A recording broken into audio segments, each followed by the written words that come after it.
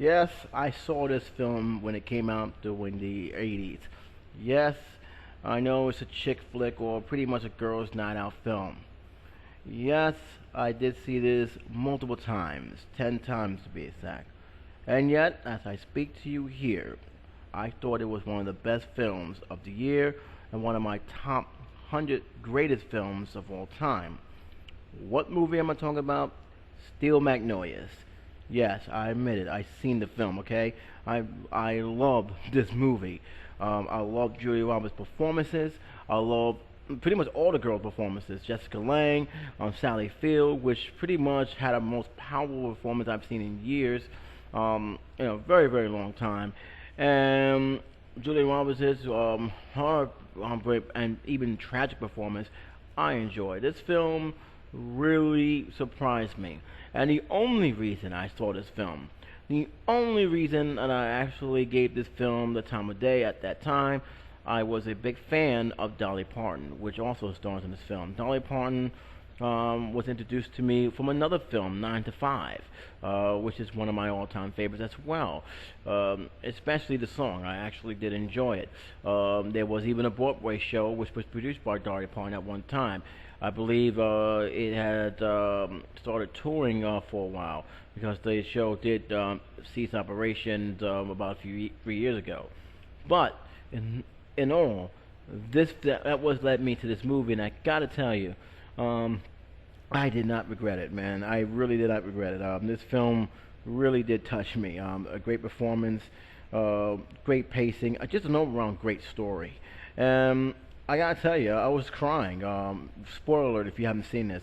I was crying when Julia Roberts died in this film. She was a diabetic. She slipped into a coma which never recovered, which led to other great performances. I really thought these veteran actresses really did their game. Um, as for if there's anything wrong with the film, do I have anything against this film?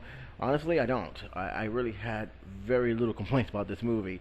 I will say this: if you're not a person who likes original stories and like action and like to see some conflict, then this movie is really not for you.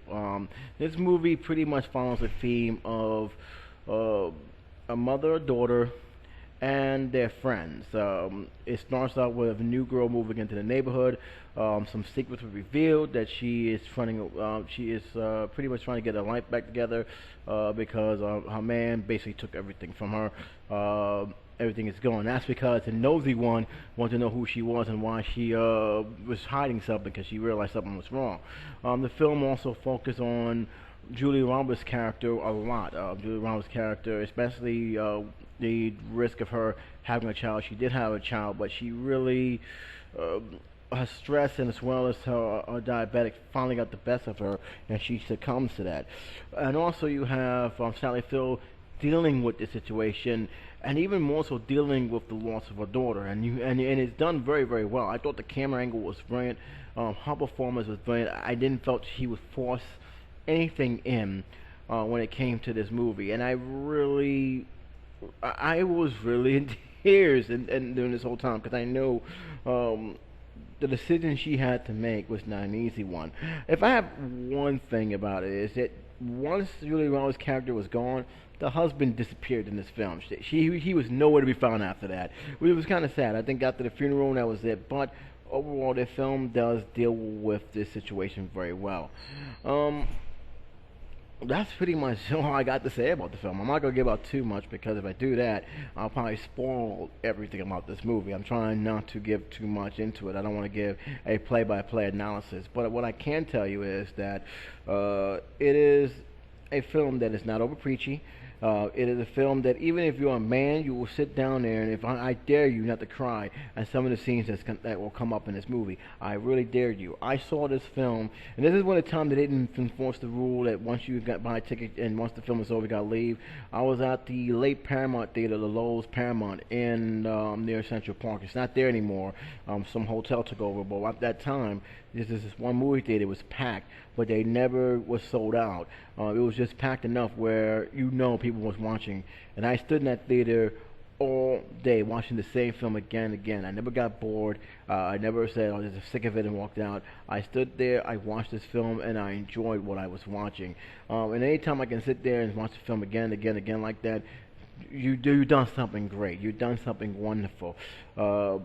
This is also during a time where I was actually using the movie theaters as a getaway from all the other problems, and this was one of the films that really remind me of some good things with my mom, as well as other my friends. It really did bring out some good emotions. I'm having a hard time actually not getting choked up about this film because it's very good. There was a remake made. It was I believe Lifetime had made a remake, and I heard some good praises. The role was reversed.